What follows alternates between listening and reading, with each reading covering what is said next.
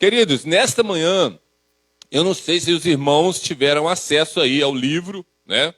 A gente está estudando aquele livro lá, né? Homens Sábios, né? E tem sido gratificante, pelo menos para mim, estar estudando a respeito desse assunto lá no livro. E o autor fez uma abordagem nesse capítulo do livro, falando sobre cercado pelo bem e não pelo mal. Qual é a ideia do autor nesse capítulo? A ideia do autor é tentar mostrar que o homem sábio, ele deve ter cuidado com as pessoas que estão à sua volta. Basicamente é isso. Ele vai citar até já no final desse capítulo, cuidado com você não ficar andando com pessoas que são fofoqueiras, cuidado para você não andar com pessoas que são sexualmente imorais, né, tanto no seu falar quanto no seu viver e tal. Isso é importante, tá, queridos? Não tem nada de errado. É o que eu digo. Quando você vê um pregador, ou então lê um livro, em que as pessoas dizem o que você tem que fazer por causa da fé, eles nunca erram. É muito difícil. Se for uma pessoa séria, obviamente. Eu estou falando de gente séria. Homens comprometidos com a fé verdadeira.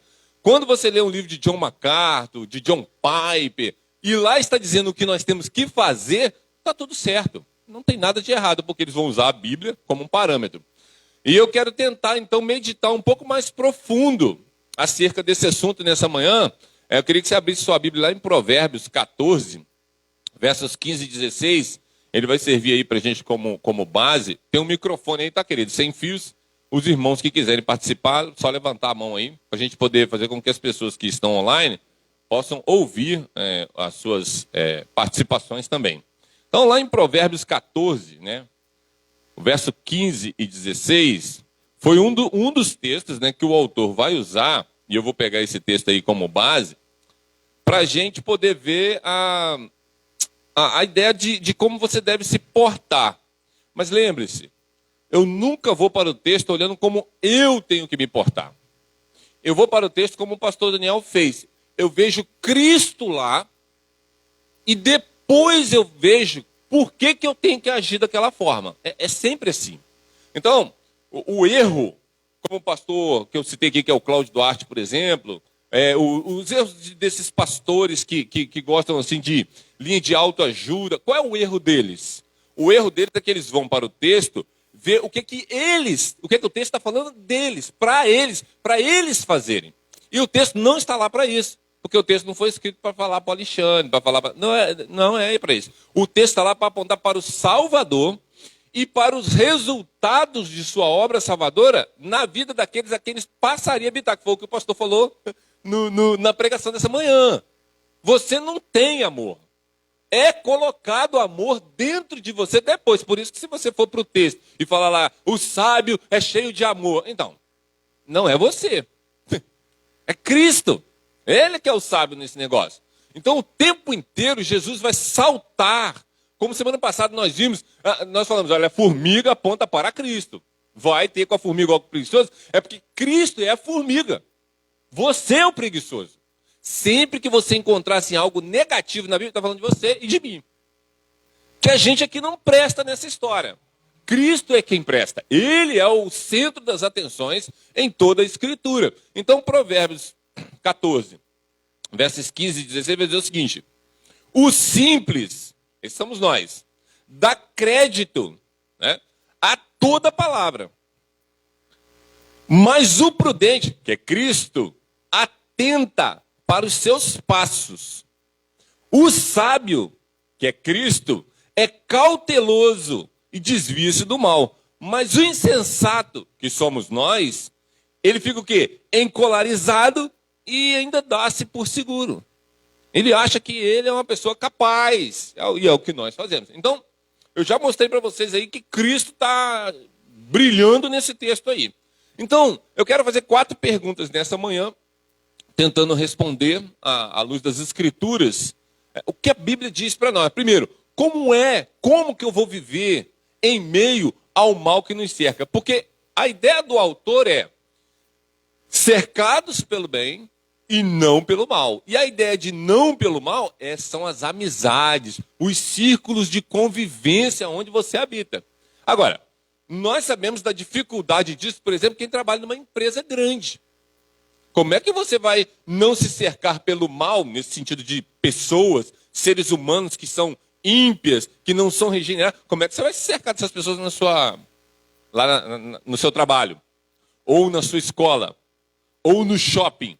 Mas a ideia do autor ela é mais profunda do que isso. Ele está trabalhando principalmente sobre suas amizades, sobre seus relacionamentos mais próximos. Então, como que nós vamos viver em meio a esse mal que nos cerca? Nós vamos aprender isso. Depois nós devemos viver com todas as pessoas na mesma proporcionalidade. Então, pense em todas as pessoas que fazem círculo da sua vida. Profissional, eclesiástica, familiar.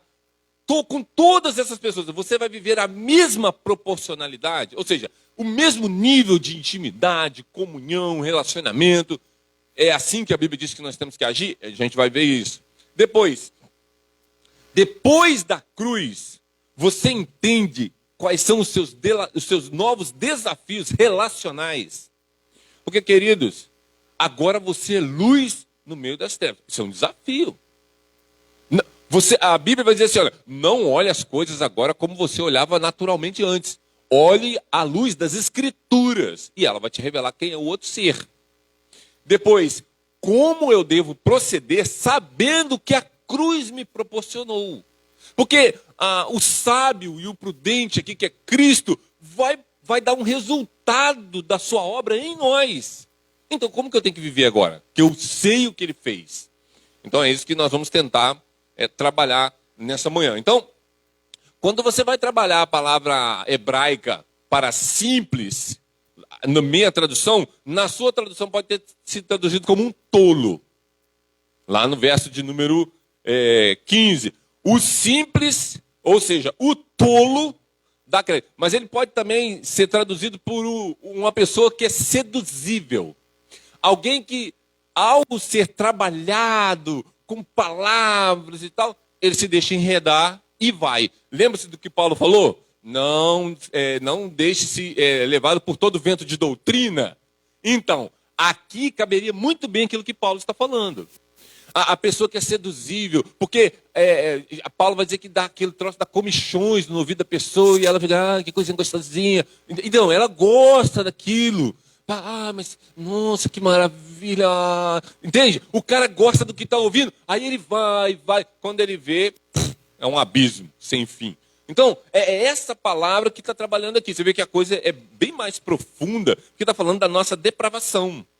A doutrina da depravação total brilhou aqui, nesse simples. Porque ele é totalmente seduzível, ele é um tolo, ele é bobo. Mas ele não é bobo no sentido de contar piada. Ele é bobo porque ele não tem maturidade. É aquela pessoa que se deixa levar por qualquer coisa. Essa é a ideia. Então o simples é aquela pessoa tola, boba, alguém que é facilmente seduzido. O sábio, que é Cristo, não é assim. O sábio é aquele que é atento no seu caminhar. Você vê, Jesus sabia o alvo final da sua trilha. Ele tinha um caminho a seguir. E ele falou isso desde a primeira vez, quando a mãe dele falou assim, acabou o vinho da rapaziada. A gente tem que tomar um vinhozinho aí e acabou. Ele falou assim, o que eu tenho contigo, mulher? Ainda não é chegada a minha hora. Você viu? Ele sabia. Por 30 anos ele ficou em silêncio. Eu acho isso assustador. Porque nós achamos que nós temos que fazer coisas para Deus o tempo todo sem estudar, sem pensar a respeito dessas coisas. Você vê, Jesus ficou 30 anos nesse planeta e não falou nada. Uma vez, tem um relato que ele foi na igreja deles lá, né? E ele estava conversando com os caras, ele estava conversando com as pessoas lá. Tipo assim, era um colegiado de pastores, e Jesus estava lá sentado, no meio, ensinando Bíblia para aqueles caras que não sabia nada. Estava tudo interpretando errado, achando que era o que eles tinham que fazer. Quando apontava para ele que veio fazer. Mas só aquela passagem. Depois você não tem mais nada. Naquele período, pessoas morreram. Havia pessoas doentes. E ele tinha o poder para fazer e não fez nada. Eu acho isso incrível. Eu fico assustado. Por quê? Porque nós ficamos doidos querendo fazer. E ele ficou 30 anos sem fazer nada. Mas quando ele chega o momento de fazer, ele faz.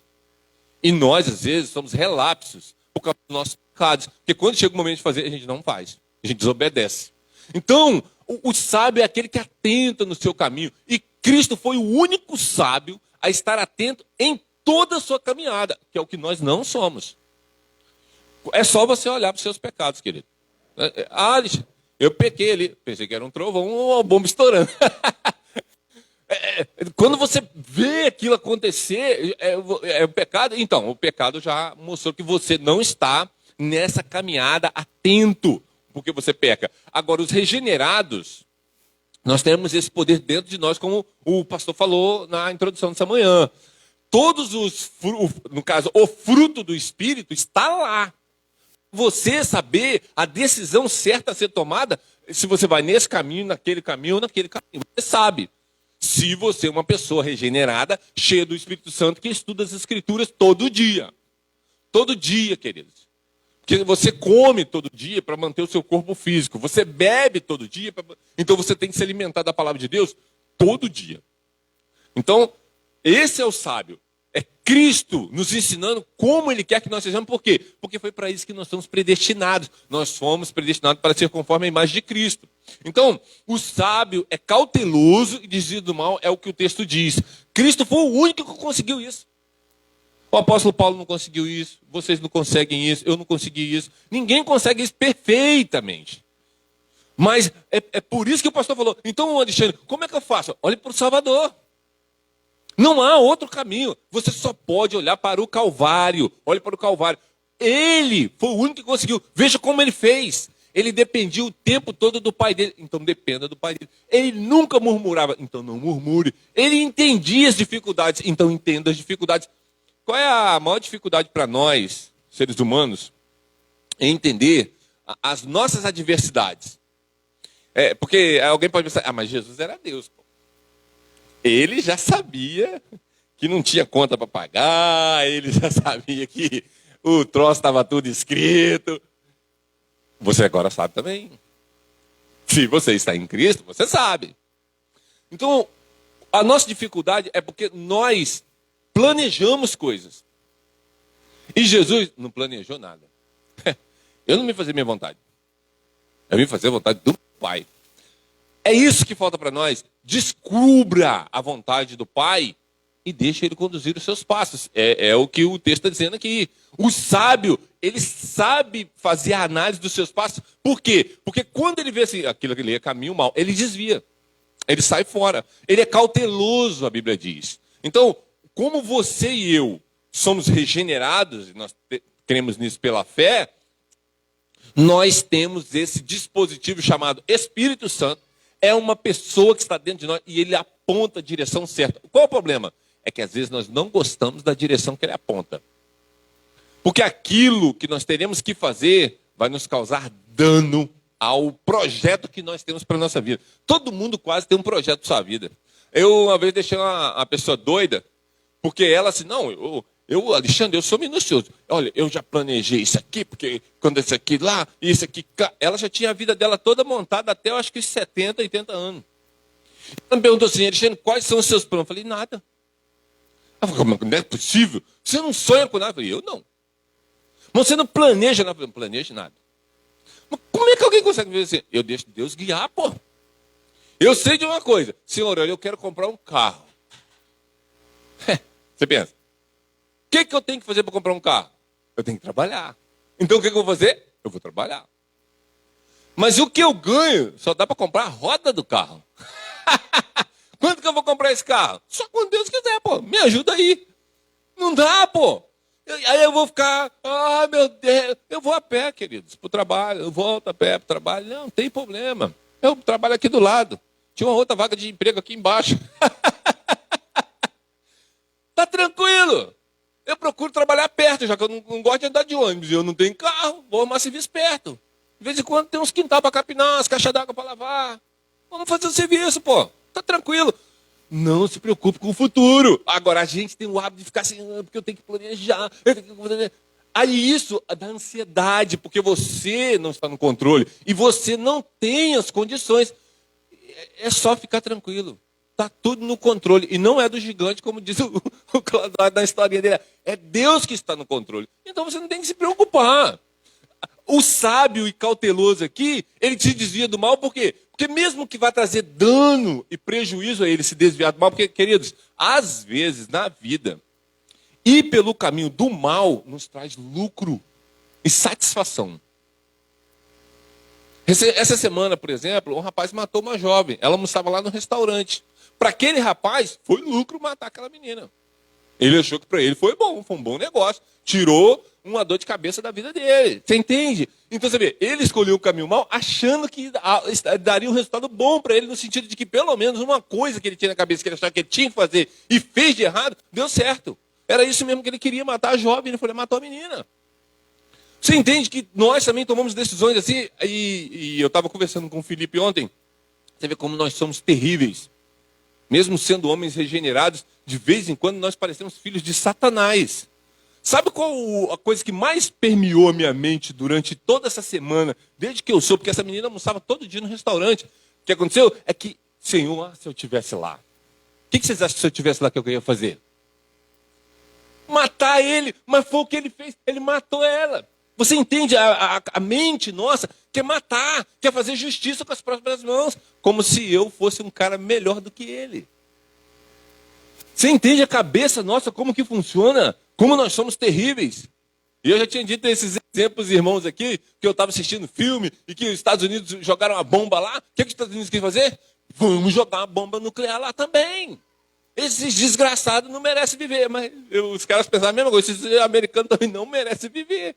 Você vê como é que nós somos? Nós achamos que nós somos melhores do que os outros. Agora, a Bíblia vai dizer o seguinte, que o apóstolo Paulo fala assim, que quando alguém estava perseguindo o apóstolo Paulo, ele falou assim, eu oro para que Deus faça justiça na vida de Alexandre, o latrueiro. Desgraçado, estava atrapalhando a vida do apóstolo Paulo. Paulo falou assim, deixa que Deus cuida dele. É isso, deixa que Deus vai cuidar de todos os assassinos desse planeta, de todos os mentirosos, de todos os gananciosos. Deus vai cuidar, assim como ele vai cuidar de mim e de você, senão não abrir o olho também. Fique esperto. Então, o sábio, ele é cauteloso em desviar-se do mal. Agora, desviar-se do mal aqui, precisa fazer algumas implicações. Por quê? Porque aqui, a nossa primeira pergunta é respondida. Qual é a primeira pergunta? Como que eu vou viver em meio ao mal que me cerca? Olhando para Cristo.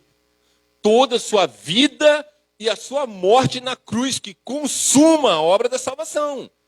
E vai nos proporcionar, ou seja, aos eleitos, a se esforçarem ao máximo para cumprir o que Provérbios está dizendo. Você está vendo como que o texto está dizendo que nós temos que fazer também? Mas não é para isso que ele aponta primeiro. Primeiro ele mostra quem Jesus é, que é o que Provérbios está dizendo. O Salvador era sábio o suficiente para se desviar-se do mal. Agora, você não é. Agora, se você está em mim, aí eu dou poder para você fazer isso. Esse é o que meu pai quer, que você seja como eu sou. O pai quer fazer cópias de mim para me honrar. Então eu vou te dar o poder que você precisa. Por isso que alguém perguntou, se foi até o pastor Marcos, né? Ele foi pastor aqui. Uma vez ele conversando com o Pablo, e ele estava lendo Atos, ele falou assim, Pablo, eu ainda não entendo esse texto direito, cara. Por que os apóstolos demorou tanto para começar a pregar? Ele falou assim, por causa do que Jesus falou. O pastor Marcos, mas o que Jesus falou assim, espere até que do alto sejais revestido de poder. Porque se Pedro tivesse tentado pregar o mesmo sermão que ele pregou antes da descida de Pentecoste, não ia ter 3.000 almas nem aqui nem na China. Mas depois do poder do Espírito Santo envolver os apóstolos, aí, meu filho, eles apanhavam e falavam, graças a Deus nós estamos apanhando por causa de Jesus. Você viu? Como é que muda um cara que estava com medinho de morrer naquela noite? Eu não conheço.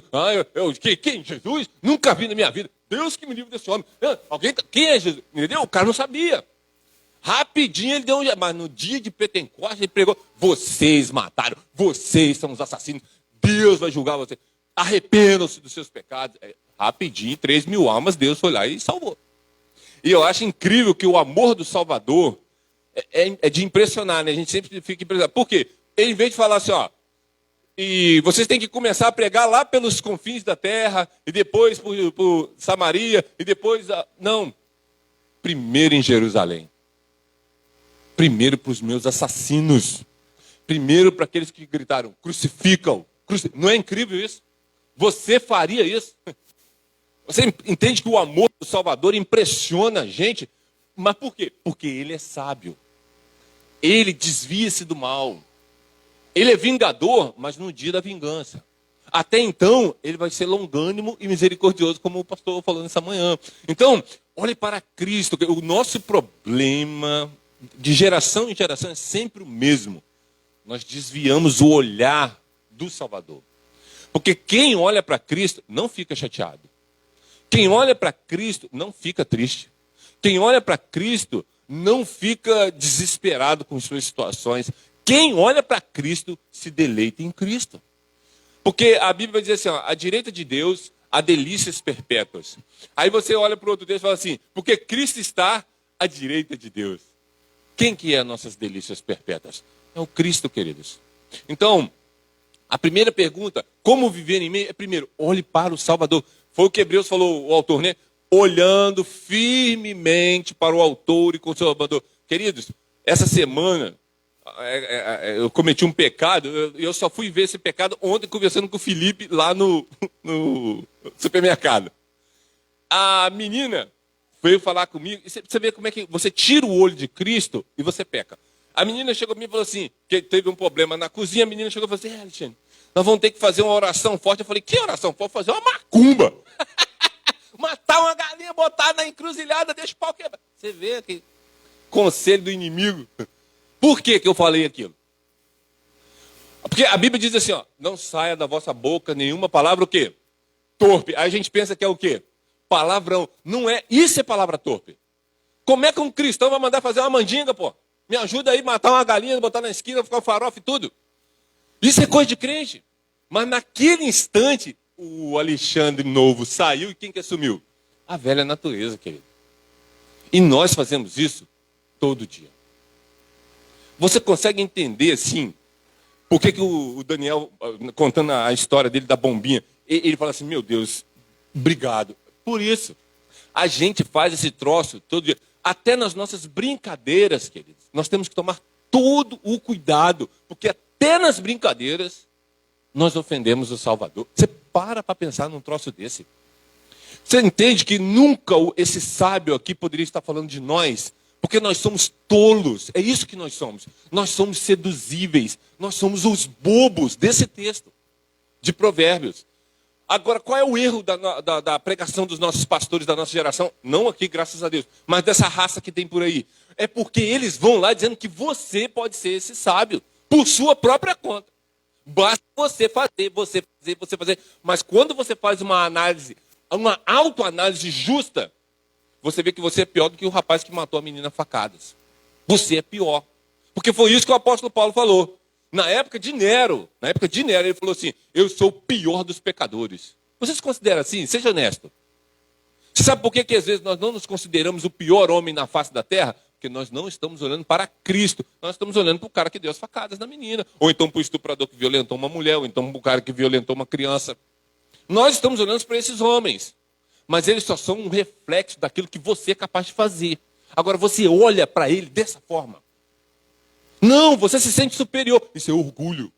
Você está vendo? Só de você achar que você é melhor do que aquele cara que cometeu aquele crime, você já é orgulhoso. Porque você está orando assim, você não está falando, mas você está pensando, graças te dou, Senhor, porque eu não sou como esse homem. Você é. Você só não sabe, porque você está olhando para ele e não para o Salvador. Quando você olha para o Salvador, você vê que você é capaz. Então, no olhar para Cristo, você tem que levar todas essas coisas em consideração que nós estamos falando nessa manhã. Eu só fui me arrepender desse pecado da macumba ontem, lá no supermercado. Eu falei, meu Deus do céu, Felipe, conversando com o Felipe falou assim, ó, não vou estar lá na escola dominical, mano. Eu falei, mas os nossos pecados a gente tem que confessar. E eu falei, Senhor, me ajuda. Me ajuda. Não deixa eu brincar mais com esse troço de macumba. Eu sei que crente, né, tá livre desse troço, é tranquilo. Mas não é certo. Não é uma palavra que traz graça e nem edificação. É o que Paulo fala. E sabe como é que eu lembrei disso? Que o Josemar estava pregando hoje. De manhã cedo eu estava ouvindo um trechinho de Josemar lá. Aí ele estava lendo esse texto de Efésios. Aí eu falei, caraca, ontem eu estava conversando com o Felipe sobre isso. Eu falei aquilo lá no meu trabalho. Senhor, tem misericórdia. Alexandre é uma desgraça mesmo, não vale nada. Como é que você pode ter misericórdia de um cara assim? Então, essa é a primeira coisa. Olhe para Cristo e olhe para Cristo. Não desvie os olhos dele. Porque no momento em que você desviar, você vai falar uma palavra torpe. E veja, não é um palavrão necessariamente. Na época de Paulo, não sei nem se tinha os nossos palavrões do nosso tempo. É capaz que tinha outras coisas. Mas uma palavra que não traz edificação, qualquer uma que não traga edificação, é pecado, querido.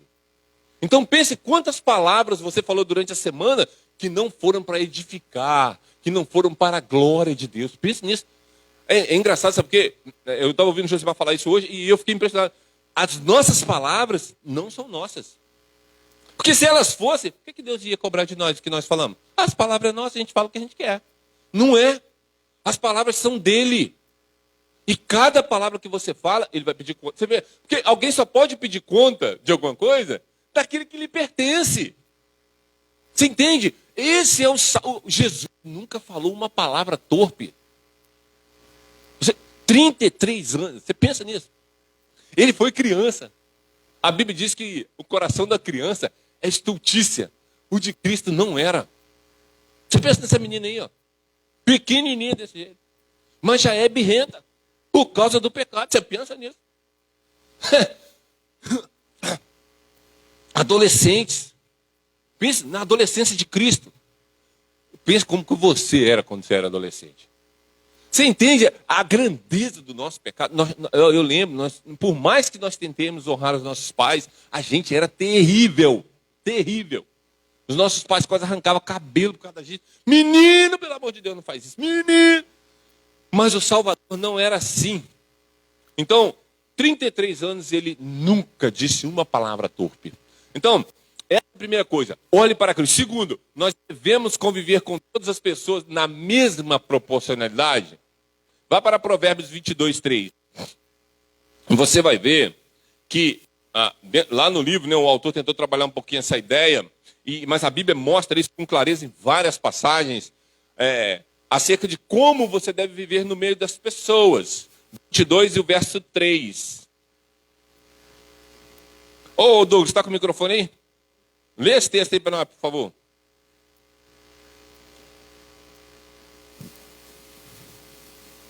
O prudente vê o mal e se esconde, mas os ingênuos seguem em frente e sofrem as consequências. Isso, na tradução dele está ingênuo, na minha continua a mesma palavra simples, mas na dele está ingênuo. Então você vê que o prudente, ele vê o mal e esconde-se. Agora, aqui, ao esconder, lá no hebraico, a palavra também pode ser usada como encobrir, ou estar coberto. Então, Cristo sempre tinha esse tipo de procedência. Você vê, não é que Jesus viu o mal e ele... Ui! Não é essa a ideia. Não é isso. Ele enfrentava o mal de frente. Não era problema. Ele não... O mal está vindo aqui embaixo. Não. Ele enfrentava, não era essa a questão. Mas ele estava coberto. E eu contei na reunião de oração que um pastor falou acerca de uma vez que ele foi à Suíça. E lá na Suíça, ele foi conhecer uma flor que dá embaixo da neve. Então eles têm que subir uma montanha, bem lá no alto, e lá o rapaz cavou a neve e tinha uma flor linda lá embaixo. Aí ele perguntou, como que essa flor consegue sobreviver embaixo de tanta camada de neve? Porque ela se alimenta dos raios ultravioletas. E os raios ultravioletas penetram por dentro da neve, alimentando aquela flor, e ela não morre. Agora você pensa a temperatura, né, que pode estar ali abaixo. No entanto, ela não morre. Agora, como é que ele mostrou isso a respeito de Cristo? Que Cristo estava no mundo, mas ele nunca perdia esse contato. É esse encobrir aqui, ou é esse esconder. Ele estava escondido, ou totalmente coberto e encoberto pela graça e pelo poder do Espírito Santo. Então, Cristo sempre tinha esse procedimento usando o quê? A palavra de Deus. A Bíblia vai dizer assim, ó, o salmista diz lá, eu escondi a tua palavra. É a mesma ideia de esconder. Você vê, igual hoje foi o Daniel, um outro pastor, falou aqui que esconder não é pegar e botar num lugarzinho lá. Não, a ideia de esconder é a ideia de guardar, de estar com ela de prontidão. Como vai dizer assim, vocês devem estar com toda a armadura de Deus. Ele fala da espada. que é a palavra de Deus. Então, essa é a ideia. A ideia de esconder não é essa que a gente tem de guardar num lugar. Não, é botar aqui e usá-la com direção, com vigor, com alguém que sai para a batalha e está sempre pronto a usá-la. Essa é a ideia de esconder aqui. É porque no nosso português dá uma ideia, parece um pouco estranha, né? Como é que eu vou esconder a palavra de Deus? É para você estar com ela sempre pronta ali, pronta para ser usada, pronta para ser manuseada. Jesus fazia isso com perfeição o tempo inteiro. Essa é a nossa meta. É quando nós nos depararmos com qualquer situação, nós temos a palavra de Deus. Agora, Jesus se defendeu de Satanás usando Deuteronômio. Você está lendo Deuteronômio? Você está lendo Levítico e Números? Você está lendo o livro de Números? Porque, às vezes, a salvação do seu caminho vai estar ali. Ou seja, para você não pecar, o texto que está é o de Números. Mas se você nunca leu Números, aí lascou tudo.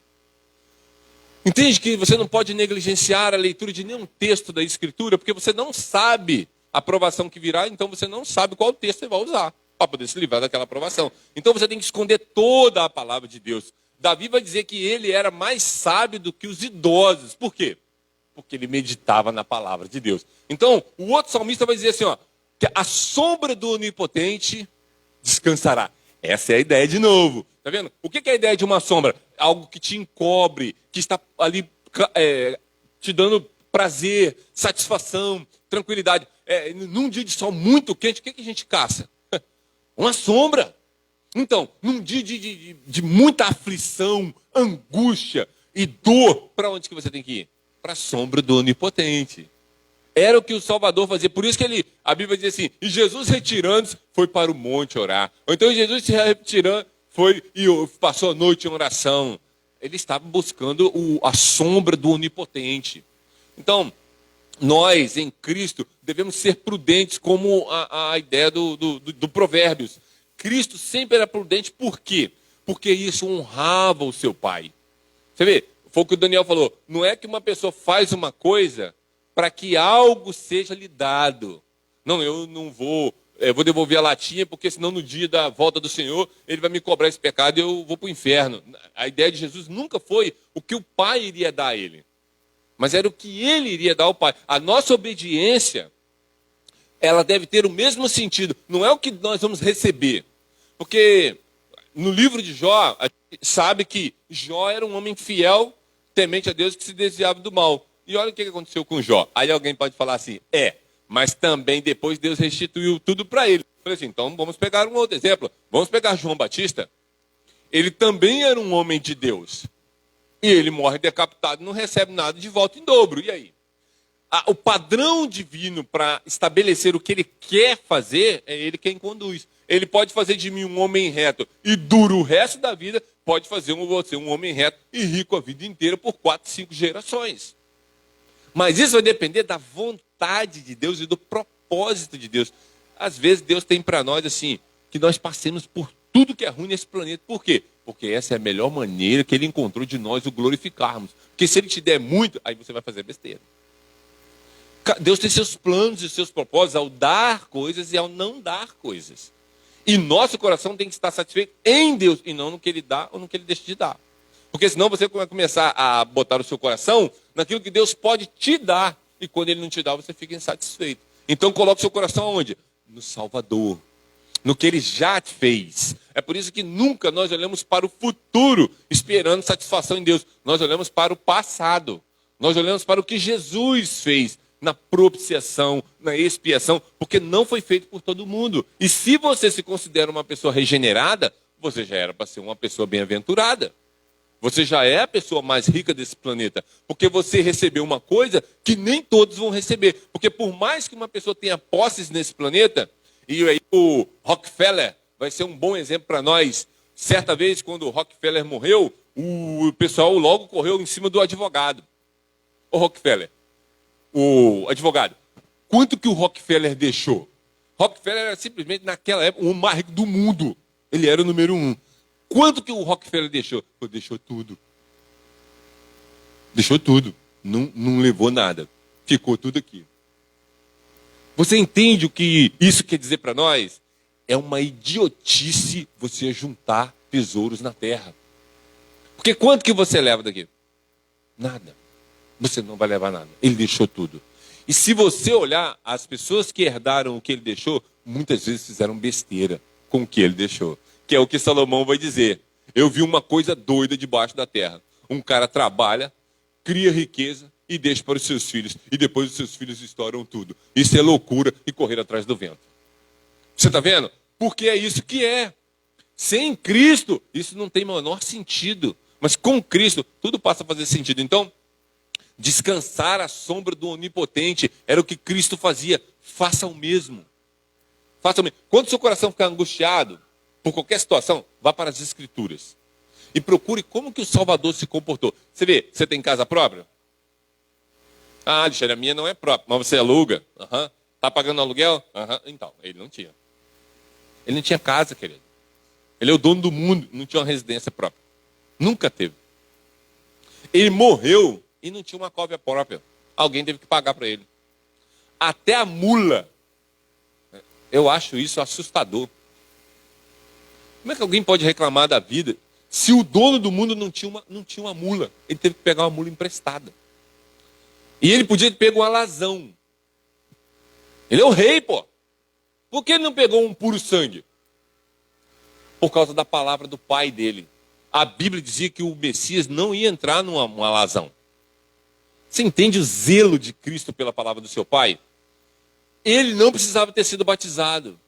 Mas João Batista falou assim, mas eu que tenho que ser batizado por você? Você vem para mim. Ele falou assim, ó, importa que cumpramos toda a justiça.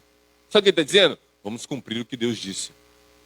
Se Deus está dizendo que eu tenho que ser batizado, eu vou ser batizado. Mas você não tem pecado, pô.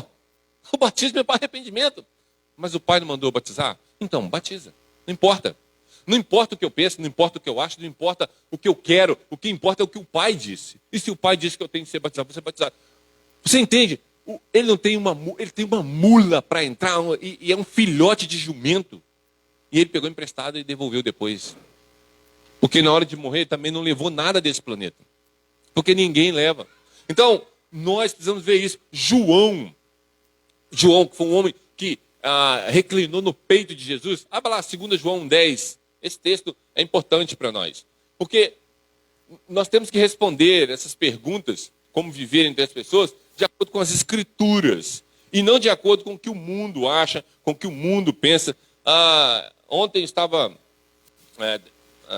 debatendo com um pastor, ele se diz pastor, né?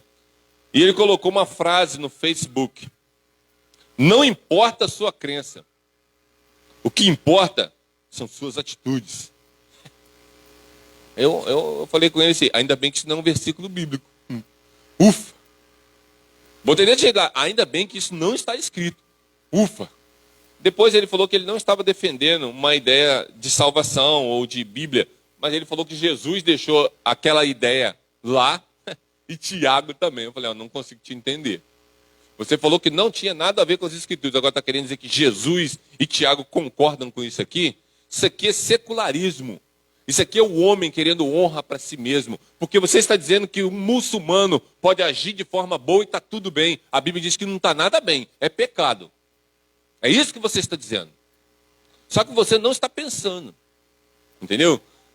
Então, assim, as pessoas acham que essas frases, que é uma frase de impacto, né? Você vê, não importa a sua crença. Parece até uma coisa bonita, né? O que importa é o que você faz. A Bíblia diz assim, não. A Bíblia diz que o que você faz tem que ver com o que você crê. Porque você crê para as obras. E você não faz as obras para crer.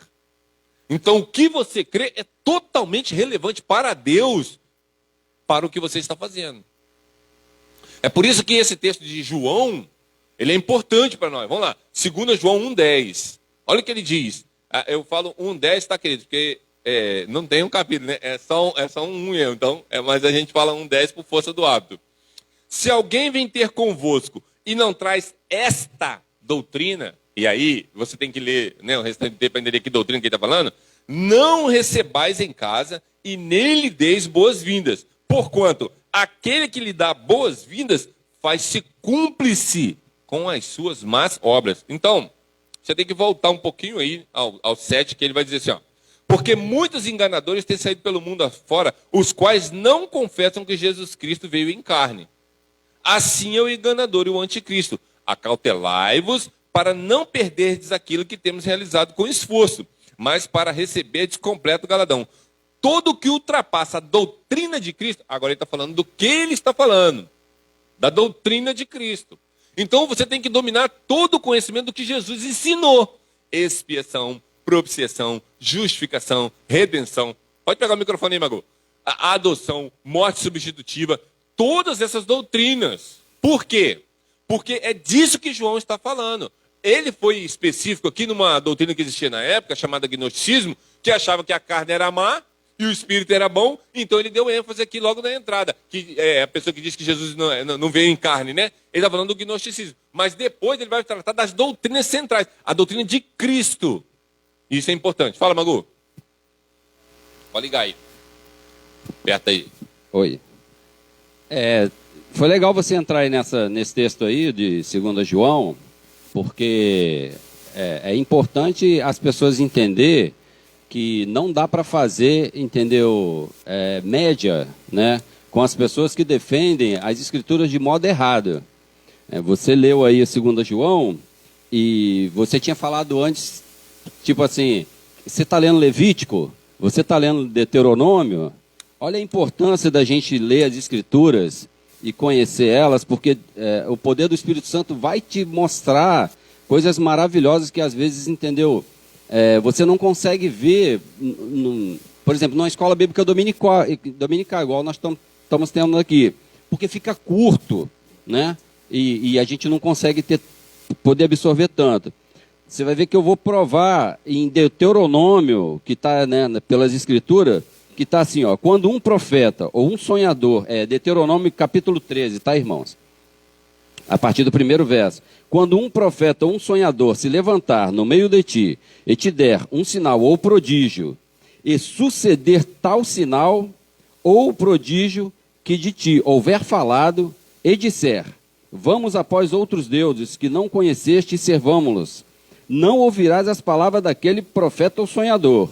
O Senhor vosso Deus vos prova para saber se amais o Senhor vosso Deus e de todo o vosso coração e de toda a vossa alma. Você vê, Deus dá permissão em que o falso profeta ou o sonhador fale para provar aqueles. Você vê que vai encaixar certinho com 2 João. Sim. Porque como tem um texto também não sei se é 1 João ou 1 Pedro, em que fala assim, provai os espíritos. Isso. Então, como que você vai provar algo que você não conhece? No texto de Provérbios que você leu, que fala do simples, né, que é o tolo, e do prudente, quando nós levamos para que Paulo falou sobre Tessalonicenses e os de Bereia, a gente vai ver que vai se encaixar perfeitamente. Né? Eram mais excelentes porque eles foram ver se tinha coerência com o que Paulo está falando. Não importa se é Paulo que está falando, se é fulano ou se é Beltrano. O que importa é o que a Bíblia vai te mostrar, se é verdade ou se é mentira. Jesus disse, entendeu, que as escrituras não podem ser anuladas. Paulo diz em 1 Coríntios 14 que o profeta está sujeito aos profetas. Isso. Ou seja, se eu falo uma coisa, entendeu, e o irmão vai buscar na palavra, fala assim, outra. Não achei isso. Não passou, entendeu, da minha imaginação, que vai virar um sonhador ou um falso profeta. Isso. Então, quando nós vemos no YouTube pessoas falando sobre a palavra de Deus, o que as pessoas têm que fazer? Corra nas escrituras. Você não achou? Peça informação, entendeu, a um irmão que você tem confiança, tem confiança, que pode te dar, entendeu, a luz do discernimento daquilo que está sendo falado. Teve um vídeo que eu assisti, que o nome do vídeo, do canal do cara é... Como é que é? Não é Fato Fantástico, eu esqueci o nome, mas vou lembrar. Mas ele fala do pastor Cláudio Duarte, que ele teve um sonho, e ele não dormiu uma noite inteira, e que Deus falava assim para ele, assim, entendeu? Que ele tinha que avisar os eleitos de Deus que eles estavam dormindo. Você vê, ele é um mentiroso. Paulo fala lá em Tessalonicenses, que você até citou pouco tempo atrás, entendeu? Que quer durmamos, quer vigiamos, com ele estamos. Você vê, é uma certeza em que, entendeu, os eleitos nunca não vão perecer. Isso. Paulo diz que a lei não é para nós. Então, tá vendo o tanto de informação que com tão pouco tempo uma pessoa, entendeu, que lê as escrituras e que está se baseando na Bíblia e não em pessoas, entendeu, né, que não tem discernimento da palavra, que são falsos profetas, sonhadores, pode trazer, entendeu, para os irmãos e trazer confusão, porque não conhece as escrituras. Você vê, você citou o texto de João e eu vim cá em Deuteronômio para poder, entender, comprovar. A Bíblia não se contradiz, ela se une, né? Exatamente. Ok? Isso que o Wallace falou, eu recebi um videozinho no Instagram de um amigo, ele botou lá no nosso grupo de estudo, né, de amigos, e aí eu fui ver o vídeo. Uma moça escreveu uma letra dizendo que Deus não conhecia o futuro, né? E aí eles fizeram assim tipo uma live, né, para ela tentar se explicar. E aí incorreu nesse erro que o Wallace está falando. O que ela falou? Que ela estava numa reunião com uma cantora gospel lá. Essa cantora gospel chamou ela e falou assim, olha, sonho com você e Deus me falou que a música que você escreveu não tem problema, você pode... Você vê, mas a música, a letra dela diz assim, que Deus não sabe o que vai acontecer, mas ele fica, tipo assim, na espera para ver o que ele vai fazer. Essas pessoas que acreditam que Deus é um vidente, né? Porque o que é um vidente? O vidente é o cara que bota uma bola de cristal e fica assim... tô vendo aqui... o pastor Daniel, ele vai ficar milionário. Não tem? Essa ideia é evidente. Ficar milionário, sei o que você tem que fazer, me dá metade. Entendeu? É essa coisa. Esse é o vidente. O vidente fica esperando uma coisa acontecer para depois ele fazer outra coisa. A Bíblia vai dizer que não é assim que funciona. A Bíblia vai dizer o seguinte, do coração o homem procede os planos. Quer dizer, você, por exemplo, pode pensar assim, eu vou trocar meu carro. Mas aí Deus lá, ele já disse que você não vai trocar esse carro. Então você tenta de uma coisa, tenta de um jeito, ele vai fechando. Porque funcionou. Por exemplo, essa semana morreu uma pessoa. Essa pessoa não morreu fora dos planos de Deus. Nenhuma morte acontece fora dos planos de Deus. Pode ter sido horrível, pode ter sido de qualquer maneira. Você não gosta, mas Deus está no controle. Porque a gente tem o hábito de pensar que ninguém merece morrer. A Bíblia diz o contrário. A alma que pecar, essa tem que fazer o quê? Tem que morrer, pô. Só que às vezes a forma como a pessoa morre, a gente fica triste, né? Porque não queria que aquilo acontecesse. Mas é o que a Bíblia vai dizer que vai acontecer comigo e com você. Nós vamos morrer. Por causa do pecado. Então, a ideia de João aqui é tentar mostrar que nós temos que avaliar as pessoas. Você não pode se relacionar com qualquer um. Não porque uma pessoa usa a Bíblia como desodorante aqui embaixo do braço, que é muito comum dos cristãos, e sai por aí, para lá e para cá com esse troço. Não pense que ele é um cristão, não pense. Eu nunca chamo uma pessoa de irmão se eu não conhecê-lo. Se eu não conhecê-lo. Eu quero conhecê-lo. Eu preciso me relacionar com aquela pessoa. Eu lembro que uma vez, em Colina, eu fui dar um estudo nesse texto de João, e eu disse para eles assim, olha, quero dar um exemplo prático. Vamos supor que você tem alguém que é da Maranata. Não chame aquela pessoa de irmão.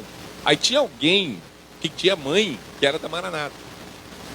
Aí eu falei com essa pessoa. Eu falei assim, não, a Bíblia não está falando da sua mãe. A Bíblia está falando se sua mãe não professa a mesma doutrina. Converse com sua mãe. Se ela está lá na Maranata e ela não crê nisso que João está falando, que são as doutrinas bíblicas centrais do Evangelho, não considere como irmão. É por isso que eu não considero assembleano como irmão, adventista como irmão. Eu não considero. Se eu não conversar com aquela pessoa e não me relacionar com ela, eu não considero como irmão.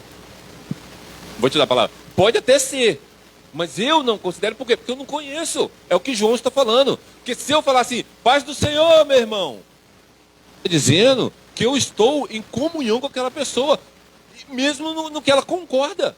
Assim, nas doutrinas erradas que ela pensa. E a Bíblia está dizendo, não pode fazer assim. A doutrina tem que ser uma só. Agora você pensa nesse monte de maluquice que a gente tem em volta de nós. Você entende a seriedade dessa doutrina? Fala. Só para explicar que a questão aqui do texto de Deuteronômio que eu li, quando fala de outros deuses, quando você prega um Cristo que não existe, ele se torna um outro Deus. Isso, exatamente. Esse é o perigo. Agora você pense, queridos, pare e reflita. Você tem Maranata, Adventista, você tem batistas que não creem na verdade. Batista. Você vê, tem irmãos da denominação batista que eu não vou poder chamar de irmão. peraí, meu irmão, você acredita nisso? Eu não. Falei, então, não temos comunhão. Eu não posso ter comunhão com essa pessoa. É o que o texto está dizendo. Não convide ele para suas casas. Não saúde. Você sabe o que é não saudar? Pai, senhor, meu irmão. Não pode. É isso que o texto está dizendo. Não pode. Se você não conhecer aquela pessoa e você não tiver certeza que ela comunga da mesma fé que você, não saúde. Você pensa, não tá. Isso aqui vai ter consequências. Depois eu vou mostrar para você. 1 Coríntios 5:11 diz assim, ó, mas agora vos escrevi que não vos associeis com aquele que, dizendo-se irmão, for devasso, avarento, idólatra, maldizente, beberrão, com o tal nem ainda comais. Você pensa, você tem um cara na igreja que você não acha que ele é assim, meia boca. Não tem os cristãos que às vezes a gente pensa, aquele irmãozinho, filho do capeta do que para filho de Deus. Mas uns troços que não. Vamos sair de casa. Aí, você está pecando. Convidar aquele irmão que você tem dúvidas da fé dele para almoçar na sua casa é pecado. Mas não é só isso não. Se a gente fala, no Henrique, comer com esse irmão é pecado. Agora, por que as pessoas que não gostam de dizer isso que nós estamos dizendo nessa manhã? Porque isso vai te trazer consequências dolorosas. Por quê?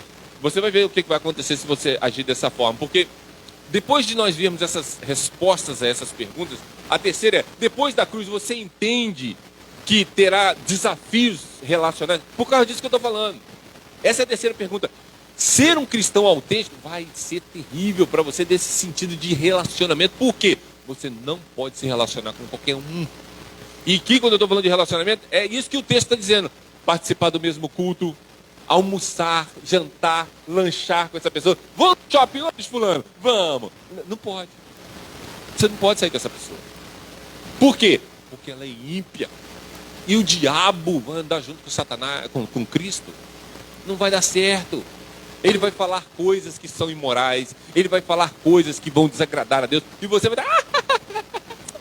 Esse cara é doido. Você está rindo do pecado do cara. Deus está querendo fulminar o sujeito. Você está rindo. O problema é que isso faz de nós pessoas chatas. Difíceis de ser convividas. As pessoas não vão gostar de nós. Mas elas não gostavam do Salvador.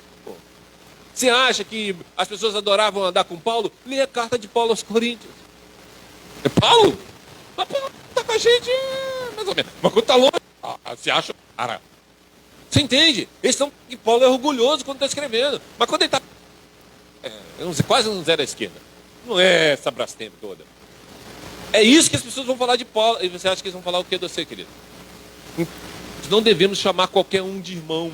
Nós não devemos participar das reuniões de culto com aqueles que não têm a mesma doutrina. Daniel, pode falar. Eu vou pedir para vocês abrirem. Tito 3,10. Você pode falar. É só uma questão, isso que você está falando, né, de alguém que se diz irmão. Né? Eu estava até conversando com o Alisson antes do culto, né, ele até citou esse texto aqui. Paulo falando em Coríntios aí, antes desse texto, né, que leu, ele disse, não me refiro propriamente aos impuros desse mundo, né? Porque senão vocês teriam que sair do mundo, né? Mas aqueles que se dizendo irmão e praticam essas coisas, né? Isso é interessante, porque senão a gente não trabalhava. Não né? Mas aquele que está dentro da igreja, se dizendo irmão, mas não agindo assim. É importante isso que o Daniel está falando, porque nós estamos falando, queridos. Não é se, por exemplo, você tem uma pessoa que é ímpia e ela convida você para um churrasco. Ah, não vou porque... Não, você pode ir. Aliás, você deve ir. Vai lá, coma o churrasco. Se tiver a chance, pregue o evangelho, que é para isso que muitas vezes... Tá, beleza. Que é para isso que muitas vezes Deus faz você ir lá, para você pregar o evangelho. Não é de você sair com as pessoas e se relacionar com pessoas que não são cristãs. O texto é claro. O texto está falando de pessoas que se dizem cristãs, mas são uma aberração à luz das Escrituras. Você vê que coisa, né? Que conselho bíblico parece até estranho. Quer dizer, então, que se um ímpio me chamar para ir ao shopping com ele, Alexandre, eu posso ir? A Bíblia não tem problema nenhum com isso. Pode ir. Vai lá com seu amigo ímpio, coma um lanche, bata papo, vá lá e compre com ele. Não tem problema. Mas se o cara diz que é crente, está andando torto, e você sabe, não coma com essa pessoa. Isole. Ó, enquanto você está vivendo dessa forma, você desonra a Cristo, eu não vou andar com você. Aí você acha que vai ser confortável para você falar um troço desse para essa pessoa? E você vai ter que citar João para ele. Aí é o que eu estou falando. Muita gente não sabe que João falou isso. Porque nem nunca leu a segunda carta de João. Aí é óbvio que a pessoa vai fazer errado, sem saber que está escrito. Tito 3,10, né? Pedir para os irmãos abrir aí Tito 3,10, Paulo vai dar esse conselho. Olha o que ele vai dizer aí. Tito 3 e o verso 10. Diz assim, ó. Evita o homem faccioso, depois de molestá-lo, primeira e segunda vez. Pois sabes que tal pessoa está pervertida e vive pecando e por si mesmo está condenado. Paulo está dizendo que o cara é filho do diabo. É isso que Paulo está dizendo. E ele não está falando de um ímpio. Ele está falando de alguém que se diz cristão e é faccioso, fica lá defendendo doutrinas erradas. Agora, uma vez que a gente sabe essas coisas, como eu devo proceder sabendo o que Cristo fez? Vai ser um desafio. Obedecer essas coisas. Não será fácil. Porque você está falando não de pessoas do mundo. Você está falando de pessoas que se dizem cristãs. Esse que é o problema. Porque antes ele fala assim, não, eu não sou cristão. Aí você não tinha problema, pode sair. Então vamos sair, não tem problema. Mas o cara diz que é e está andando torto, igual qualquer ímpio andaria. Ele mancha o nome do Salvador. Então, primeiro, olha só as consequências desse troço. Você será chamado de orgulhoso. Prepare-se. Se você agir da forma como a Bíblia está dizendo, você vai ser chamado de uma pessoa orgulhosa. Porque você se acha superior. É isso que eles vão dizer. Você é melhor do que os outros, eles vão dizer. Você sabe mais do que os outros, eles vão dizer. Você é muito exagerado. Você é muito zeloso. Você é um puritano. Você é exagerado. Você é isso. Você é isso. Porque vocês pensam que Jesus foi diferente? Não foi. Jesus falou assim, ó, chegou João Batista, que não comia e nem bebia. Vocês falaram assim, ele tem demônio. Chegou Jesus comendo e bebendo. Vocês falaram assim, é um glutão e beberrão. Eles vão arrumar desculpas para não andarem em conformidade com a fé, botando a culpa em quem? No outro, que é a síndrome do Adão. Foi a mulher que só me deu. Gandhi dizia o seguinte, se os cristãos agissem como Cristo, eu seria um cristão. Ásia. O tal do Gandhi é o maior miguelito que pisou sobre a face da terra. Por quê? Porque ele queria viver errado na vidinha que ele tinha lá, e ele usou uma desculpa esfarrapada igual a Adão e botou a mulher como culpada. E quem era a mulher do Gandhi? Nós, cristãos. Porque ele olhava para os cristãos, e a Bíblia fala para olhar para os cristãos, para ter fé. Olhe para os cristãos e você será salvo, tu e tua casa. Foi isso que Paulo disse? Não, olhe para Cristo. Crê no Senhor Jesus Cristo. Gandhi tinha que ter olhado para Cristo, não para os cristãos. Porque assim como tinha gente da nação de Gandhi que não valia nada, também tem um monte de cristão que não vale nada. Tem gente que não leva... Pode pegar o microfone e falar. Tem gente que não leva o cristianismo a sério. Então, como as pessoas não levam a sério, elas acham que você também não deve levar tão a sério assim. Fala, Wallace. É porque em Apocalipse, né, na carta Laodiceia... Essa é terrível, né? É a do vômito, Então, aí quer vai causar falar, náuseas. vai falar sobre, né, os frios, o morno e o quente. Aí você vê que como que Deus age, né, dessa forma que nós estamos trazendo aqui, a questão do relacionamento errado entre cristãos e os falsos cristãos, é que, por que Deus, entendeu, afirma que ele vai vomitar, né, ele vai ter náusea com os falsos cristãos, né? É triste a gente, entendeu, falar sobre um assunto desse, mas você vê, ele não está nem aí para o frio, os bastardos ele larga de mão. Foi o que o apóstolo Paulo disse. É o que a Bíblia né? ele abandona, né? Exato. Aí, Romanos 1, tá, queridos? Fala que Deus abandona essas pessoas. Então, e quando a gente vem, né, para o próprio Provérbios, que é um texto que todo mundo conhece muito, a mulher sábia edifica a casa, mas a tola, com as próprias mãos, a derruba. Está falando da mesma situação. Sim. É porque a mulher sábia é aquelas que são, entendeu, a noiva de Cristo. Não se tornou ainda mulher porque somos noiva. Uma vez que estivermos com Cristo, né, Casaremos. nos tornaremos, casaremos, então consumaremos, né, aquilo que foi predestinado. E a mulher tola, né, é essa aqui, entendeu? Que faz o que com a casa? Não está falando, né, da casa, né, que você fala, leva para Cristo, leva para Cristo. Né? Está falando da casa do lar, embora, né, aconteça também. Isso. Não tem problema quando a gente leva Aplica, à luz das Escrituras, a gente aplica em casa. Porque os mandamentos, embora quando Paulo fala assim, porque os mandamentos, entendeu, não são para nós, a lei não é para nós. Ele não está exaltando as pessoas de tentar vivenciar a lei. Sim. Não, é claro só para a questão de condenação. Isso. Né? Se você se apega à lei, Para querer se justificar. Para querer se justificar, você caiu do cavalo. Ok? É isso que o Wallace está falando, queridos, é a dificuldade das pessoas entenderem o seguinte, você vê, se essa carta fosse escrita para ímpios, você entenderia. Mas a carta não é para ímpios, é para uma igreja. E dentro da igreja tem pessoas que Jesus vai vomitar porque elas são mornas. Eu acho isso duro. Duro. Vocês pensam sobre Éfeso. A igreja de Éfeso foi uma das igrejas mais sólidas, mas leia Apocalipse. E Deus vai condenar alguns procedimentos, por quê? Porque ela abandonou o primeiro amor. E ele fala assim, se vocês não se arrependerem, eu vou tirar daí o meu candelabro. Aquela igreja não existe mais, Deus acabou com ela. Vocês entendem a complexidade de levar esse negócio a sério? Muita gente leva a fé cristã como se fosse assim, uma coisa tipo um clube social que ela pode se filiar. Igual, por exemplo, aqui mesmo nós já tivemos essas experiências. Quantas pessoas foram membros aqui, não gostaram do que eu vi, foram embora. Vou para outra denominação, vou para outra igreja, porque não gostou do que ouviu. Deus sabe quem é o coração regenerado ou não.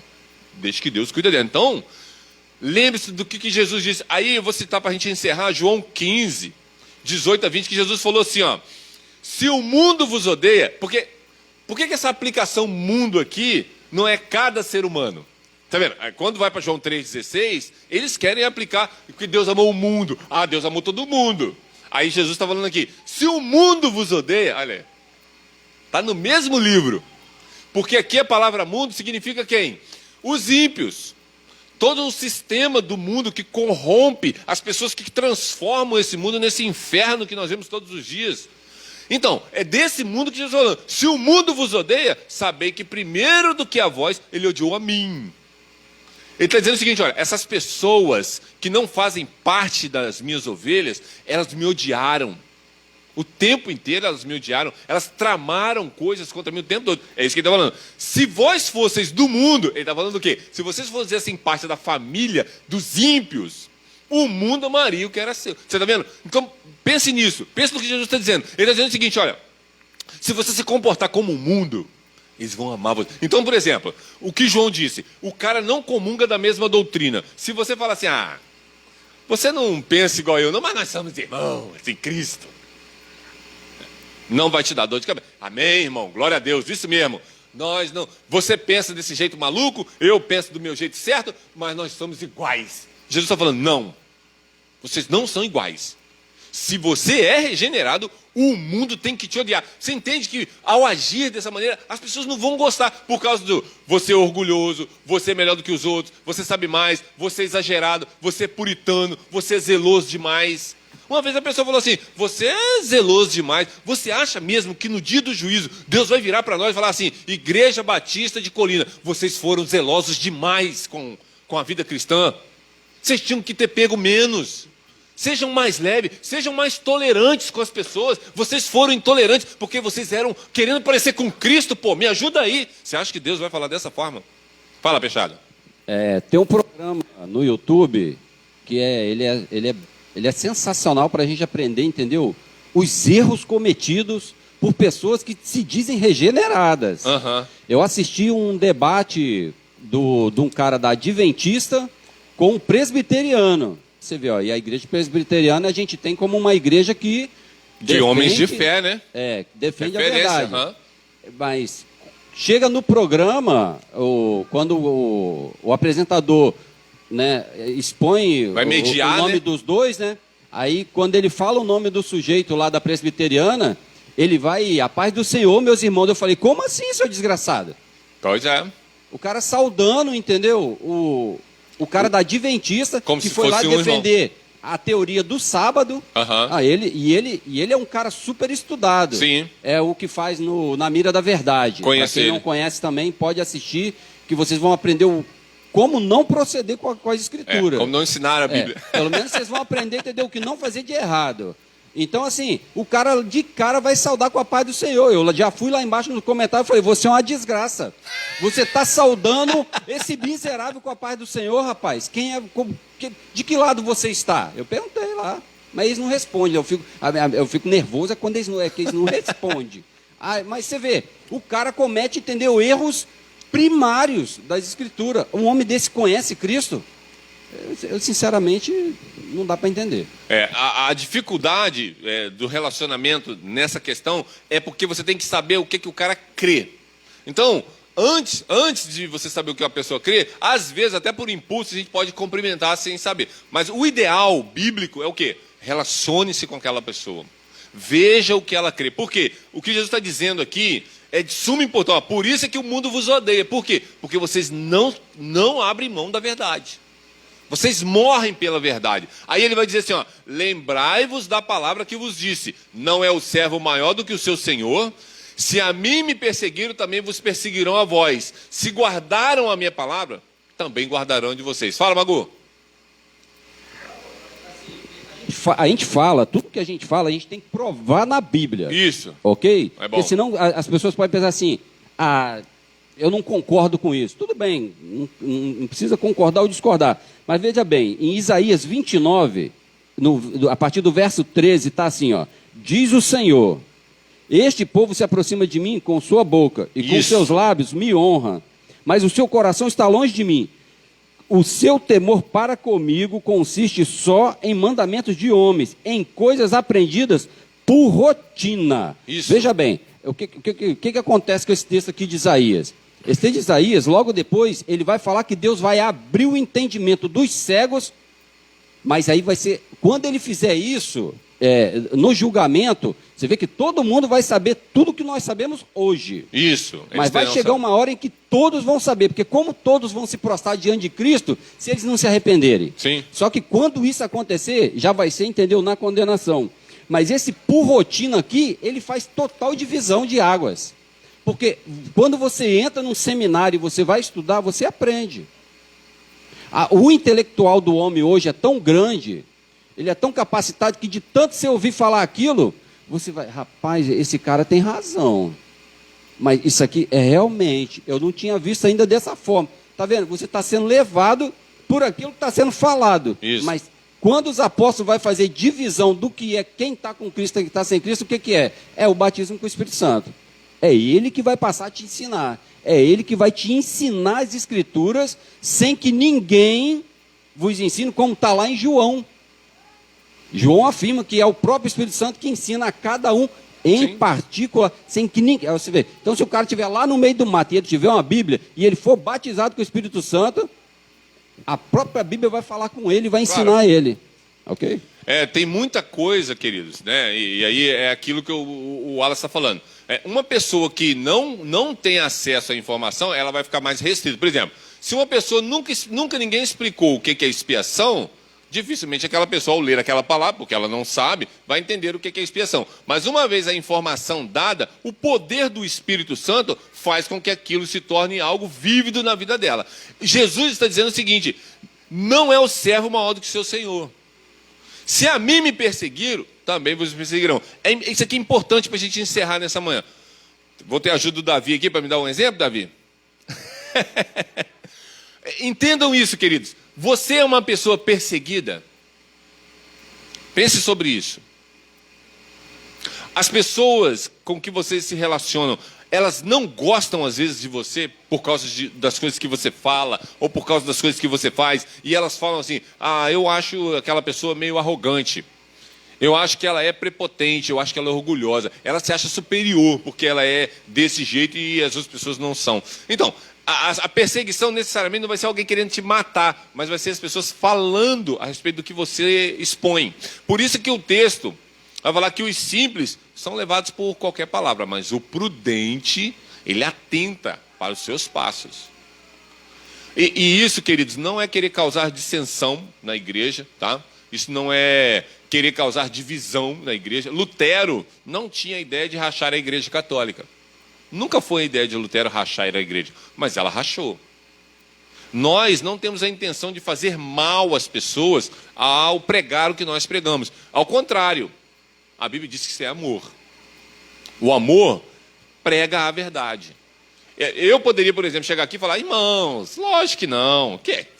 Os assembleanos, eles são meio ruins mesmo, mas é tudo crente. É tudo farinha do mesmo saco, nós estamos tudo juntos. Não é isso que a Bíblia diz. Ah, os adventistas? Não, os adventistas, eles são meio herege mesmo, mas, né, os caras são gente boa lá. Tem até uma associação que ajuda as pessoas. É aquele texto que o pastor botou lá, né? Não importa o que você crê, importa o que você faz. Isso é mentira. Isso não é bíblico. A Bíblia vai dizer que o que você faz deve estar diretamente relacionado ao que você crê. Porque é pelo crer que você vai fazer as boas obras, que é o que a Bíblia diz. E não é fazer as boas obras que vai gerar o que você crê. É o contrário, a fé vem primeiro. Então, para nós concluirmos, procure a sabedoria todos os dias, ou seja, vá para Cristo todos os dias. Depois, tenha cuidado com os seus relacionamentos, queridos.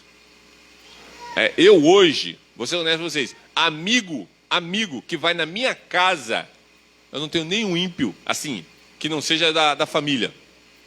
Amigo, eu não tenho ninguém. Eu não tenho nenhum amigo que eu convide ele para ir almoçar na minha casa, para ir jantar na minha casa, que seja ímpio, eu não tenho. Por quê? Porque eles não conseguem ficar perto de mim por muito tempo. Eu tenho amigos assim: oi, Alexandre, oi, tudo bem? Tudo bem. Mas amigos ímpios que vão à minha casa, não tenho. Agora, amigos cristãos que eu posso convidar à minha casa, são muito poucos. São muito poucos. Eu contaria no dedo, e sobraria talvez alguns dedos às vezes, dependendo do amigo. Porque tirando vocês aqui da minha comunidade, que eu teria total liberdade, porque eu conheço vocês e creio pela fé, por causa do que vocês ouvem, das outras igrejas não seriam muitos. Não seriam. Então nós temos que tomar cuidado com as nossas amizades. Cristo deve ser o centro dos seus relacionamentos. Tá vendo? Você não pode se relacionar com uma pessoa por causa da pessoa. Você tem que se relacionar com alguém por causa de Cristo. É por causa do que Cristo quer que você faça na vida daquela pessoa, é que você se relaciona com ela. E por último, viva segundo a sabedoria da palavra de Deus e não segundo o mundo. Porque, queridos, é muito fácil nós sairmos dessa doutrina que nós vimos nesta manhã, dos relacionamentos centrados em Cristo, por causa da questão do que o Wallace falou. A gente quer ser boa praça. A gente quer ser uma pessoa gente boa. A gente não quer criar o atrito com ninguém, né? O apóstolo Paulo falou assim, ó: se possível, tem de paz com todos. Então, se possível. Quando que não é possível? Quando a doutrina de Cristo é comprometida. Vamos ficar de pé? Vamos orar? Eu espero que vocês tenham entendido que nós não podemos abrir mão da doutrina por causa do ser humano. A doutrina é mais importante do que o seu relacionamento. O seu relacionamento não é mais importante do que a palavra de Deus. A palavra de Deus é mais importante. E eu sei que isso vai te trazer transtorno, porque tem me trazido transtorno ao longo desses 25 anos. Muitas pessoas não gostaram de mim. A maioria das pessoas que são crentes e outras igrejas não me convidaram mais para pregar em suas igrejas. Eu preguei lá poucas vezes e depois não voltei lá mais. Por quê?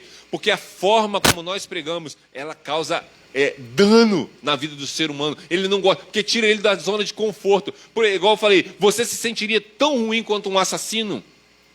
As pessoas não querem ouvir essas coisas, né? Mas nós temos que falar a respeito dessas coisas para mostrar toda a nossa pecaminosidade. Vamos orar? Pai, obrigado. Mais uma vez nessa manhã nós queremos crer pela fé, a tua verdade foi exposta.